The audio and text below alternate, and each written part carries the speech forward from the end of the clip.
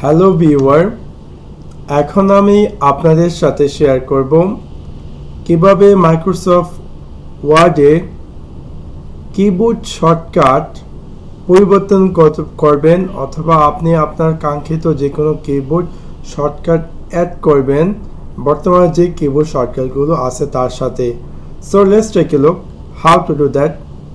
So সেক্ষেত্রে অবশ্যই আপনি মাইক্রোসফট ওয়ার্ড ওপেন করবেন। ওপেন করার পর ফাইল ট্যাবে ক্লিক করবেন।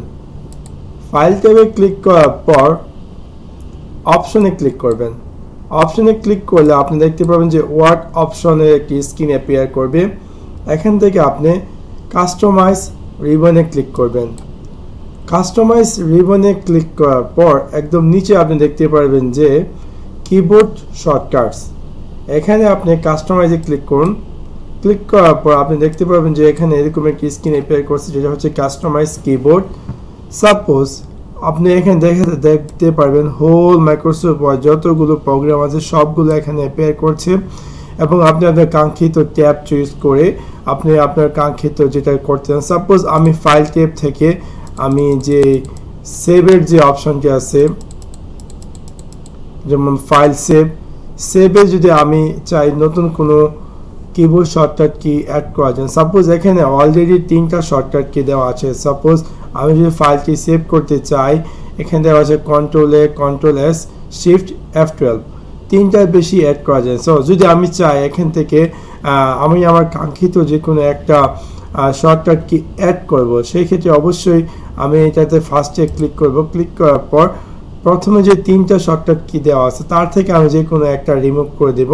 সাপোজ আমি এটা হাইলাইট করে আমি চাচ্ছি রিমুভ করা, সিম্পলি আমি এটা রিমুভ করব। রিমুভ করার পর ডান দিকে দেখতে পারবো আমি যে press new shortcut key. Simply আমি এটাতে আমার কার্সর রাখবো। রাখার পর আমি আমার যে কাঙ্ক্ষিত বর্তমান যে শর্টকাট কিটি চাচ্ছি নিজের ইচ্ছে মতো সেই শর্টকাট কিতে আমি এখানে ক্লিক করব। অবশ্যই আমি এখান থেকে সাপোজ আমি যদি চাই যে Ctrl+E মিন্স আমি আমার যে ডকুমেন্টটি সেভ করতে চাই, সো Ctrl+E চাপলে ইন ফিউচারে তা সেভ হবে। সো অবশ্যই আমি এটা এখানে অ্যাড করার জন্য আমি এসিংয়ে ক্লিক করব এবং দেখতে পাবো যে সাথে সাথে আমার Ctrl+E যে আমি একটু আগে চাপছি তা এখানে অ্যাপিয়ার করছে এবং ইন ফিউচারে আমি এটাতে এখান থেকে আমি ক্লোজ করে দিই যেহেতু আমার হয়ে গেছে এবং ওকেতে ক্লিক করে দেব। সো ইন ফিউচার যদি আমি চাই কিবোর্ড দিয়ে Ctrl+E চাপি অথবা Ctrl+S চাপি আমি যে তাহলে সাথে সাথে আমার এই ডকুমেন্টটি অটোমেটিক সেভ হয়ে যাবে। So that's it. Thanks for watching my video.